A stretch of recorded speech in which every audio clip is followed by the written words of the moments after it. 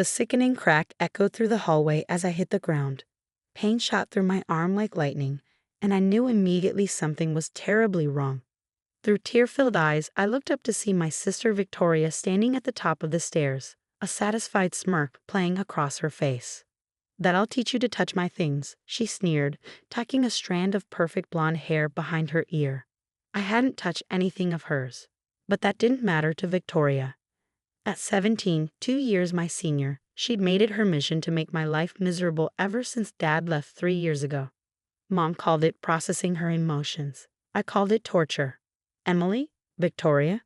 What was that noise?" Mom's voice carried from the kitchen. The panic in Victoria's eyes was instant. Emily fell down the stairs. Victoria called back, her voice dripping with fake concern. "She's so clumsy." I tried to speak to tell the truth, but the pain was overwhelming. Tears streamed down my face as I cradled my clearly broken arm. Mom rushed in, still wearing her cooking apron, and gasped at the sight. "Oh my God, Emily." She knelt beside me, her eyes wide with worry. But when she looked up at Victoria, something changed in her expression. What really happened? Victoria's lower lip trembled, a trick she perfected over the years. She was running down the stairs. "Mom." I tried to warn her to be careful. She pushed me. I managed through gritted teeth. "She did it on purpose."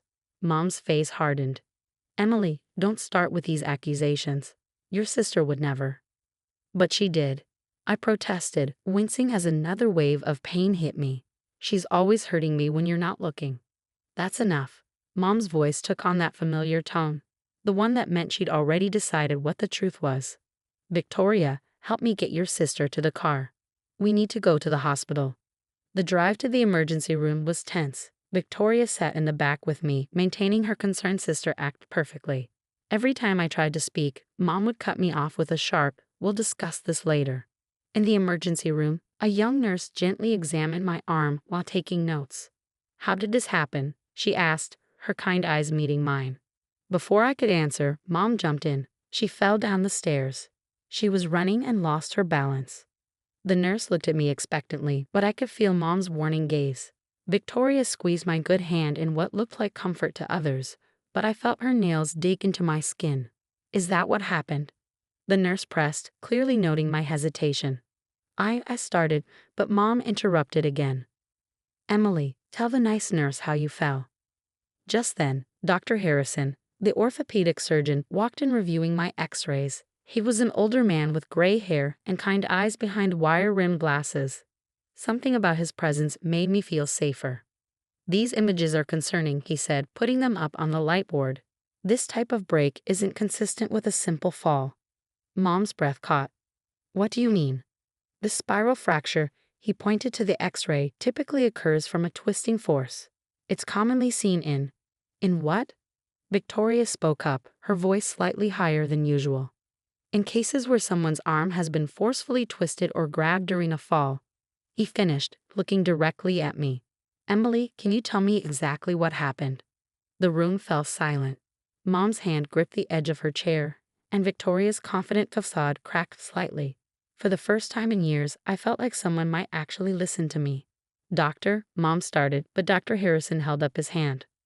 "I'd like to hear from Emily, please." I took a deep breath, gathering every ounce of courage I had. The pain in my arm seemed to fuel my determination. Years of keeping quiet, of accepting Victoria's abuse and Mom's willful blindness, bubbled to the surface. "My sister pushed me," I said clearly, my voice stronger than I expected. "She twisted my arm and pushed me down the stairs because she thought I touched her things. But I didn't. She does this all the time, and nobody believes me." The silence that followed was deafening. Dr. Harrison nodded slowly, making notes in my chart. Mom's face had gone pale, and Victoria looked scared for the first time I could remember.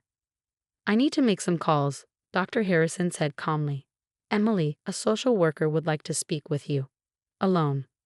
As he left the room, Mom burst into tears. "Emily, please," she begged. "It was just a sisterly fight. We can handle this at home."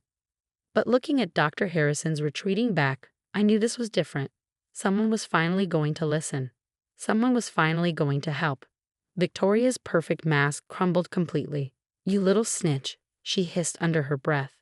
But this time, I wasn't afraid. The truth was finally coming out, and my broken arm might just be the thing that breaks the cycle of abuse I'd endured for years. The social worker, Ms. Martinez, had kind eyes and a gentle voice that made me feel safe enough to tell her everything.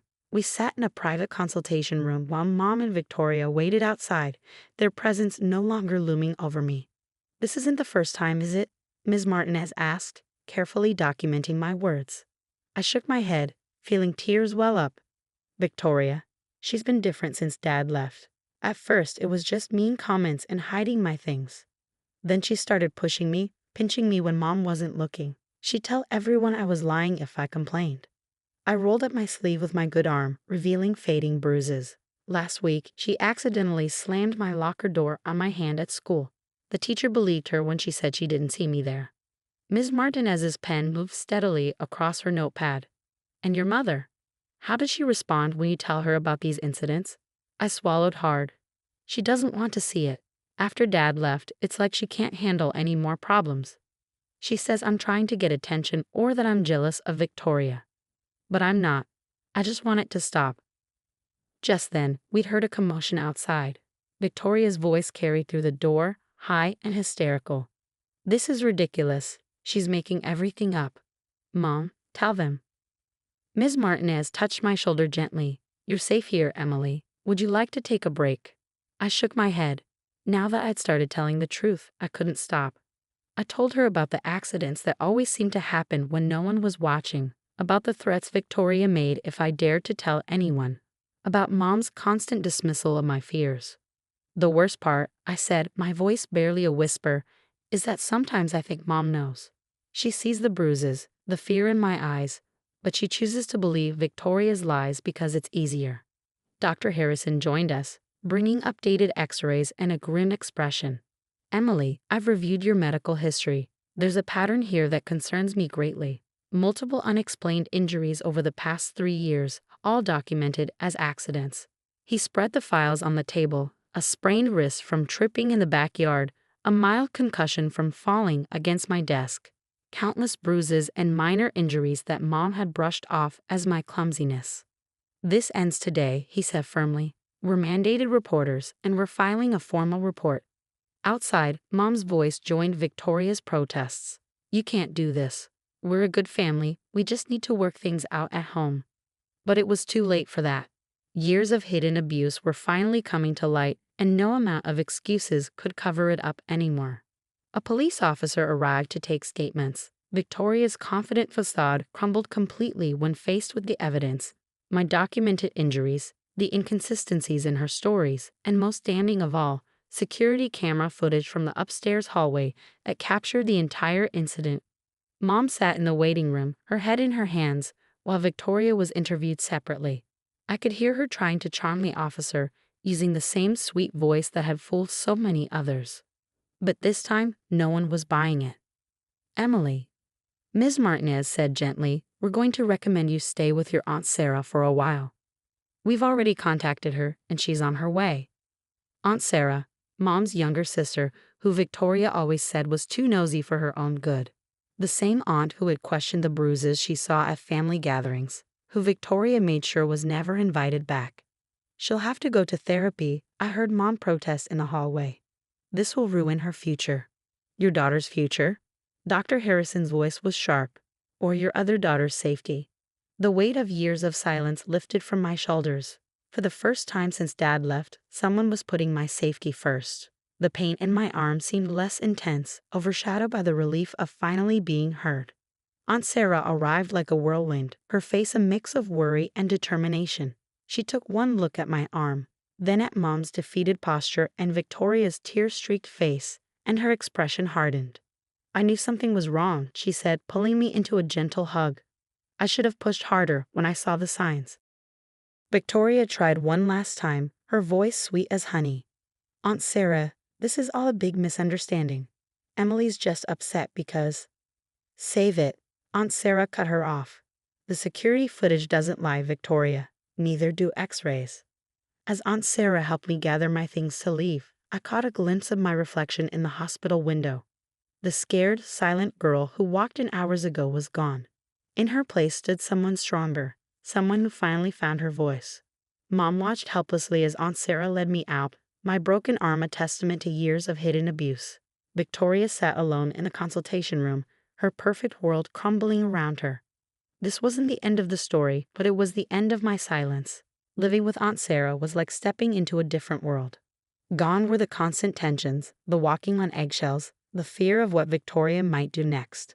My broken arm healed slowly, but my spirit healed faster. 3 months passed. Victoria was required to attend intensive therapy sessions, and Mom had to participate in parenting classes. I had my own therapy sessions with Dr. Lauren, who helped me understand that none of this was my fault. You know, Aunt Sarah said one morning over breakfast, "Your art teacher called yesterday. She says you're flourishing in class." It was true. Without Victoria's constant criticism or Mom's dismissive attitude, I discovered a talent for painting. My broken arm had forced me to learn to use my left hand, and somehow that challenge had unleashed a creativity I never knew I had. The day of Victoria's court-mandated family therapy session arrived. I hadn't seen her or Mom since leaving the hospital. Dr. Lauren had prepared me for this, but my hands still shook as Aunt Sarah drove me to the counseling center. Victoria looked different. Her perfect blonde hair was pulled back simply, and she seemed smaller somehow, less intimidating. Mom sat beside her, fidgeting with her wedding ring, a nervous habit she'd had since Dad left. "Emily," Victoria spoke first, her voice lacking its usual manipulation. "I'm sorry." The therapist, Dr. Chen, nodded encouragingly. "Victoria has been working on understanding her actions and their impact. Would you like to hear what she has to say?" I took a deep breath and nodded. Victoria's hands twisted in her lap as she spoke. "After Dad left, I was so angry. I blamed everyone, but especially you. You were always so good. Never causing problems, never making Mom cry like I did. I thought if I could make you as miserable as I felt." She paused, wiping tears. "It was wrong. Everything I did was wrong. The therapist helped me see that I was becoming exactly like Dad, hurting people because I was hurt." Mom's intervention came next. "Emily, I failed you," she said, her voice cracking. "I was so afraid of losing another daughter that I let Victoria hurt you. I convinced myself that ignoring it would make it go away. I was wrong, and I'm so sorry." I felt tears rolling down my cheeks. "I needed you to protect me," I whispered. "Both of you. I lost Dad too, but I didn't let it turn me into someone who hurts others." The therapy session was intense but healing. Dr. Chen helped us navigate through years of unspoken pain, fear, and resentment. By the end, something had shifted. "Emily's doing really well in my home," Aunt Sarah spoke up. "She's safe, she's thriving in school, and she's discovering who she is without fear. I think she should stay with me until we're all certain that real change has happened." Mom nodded slowly. "I agree. Victoria and I need to prove we can be trusted again." Victoria reached into her bag and pulled out something wrapped in tissue paper. "I saw your art exhibition at school," she said softly. "You're really talented. I bought this for you." It was a professional art set, high-quality brushes, paints, and canvases. The kind I'd always wanted but never dared to ask for. "I know it doesn't make up for anything," Victoria added quickly. "But I want you to know I see you now. Really see you." 6 months after the hospital incident, I held my first solo art exhibition at school. My featured piece was a series of paintings done with my left hand while my right arm was healing. Abstract works that captured the journey from darkness to light. To my surprise, Victoria and Mom came to the opening. They stood quietly in the background, letting me have my moment without trying to control or diminish it. Aunt Sarah beamed proudly as my art teacher praised my work. "You did this," Victoria said later, studying one of my paintings. "You took something painful and turned it into something beautiful." I looked at my sister, really looked at her, and saw something I'd never seen before. Genuine remorse, and maybe even a hint of admiration. "It's what survivors do," I replied. Mom wiped tears from her eyes as she examined my work. "I see your pain in these paintings," she said softly. "But I also see your strength." Aunt Sarah wrapped an arm around my shoulders. "Should we tell them your news?" I smiled, pulling out an envelope. I got accepted into the summer art program at the State University, full scholarship. Victoria's face showed no jealousy, only pride. "That's amazing, Emily." As we stood there surrounded by my art, I realized that sometimes broken things can be rebuilt stronger than before. My arm had healed, my family was healing, and I had found my voice not just in words, but in colors and shapes that told my story of survival. The security camera that captured Victoria's push had revealed more than just physical abuse, it had exposed the cracks in our family that needed to be repaired. And while the healing wasn't perfect or complete, it was real. I was no longer the silent victim. I was an artist, a survivor, and finally truly free.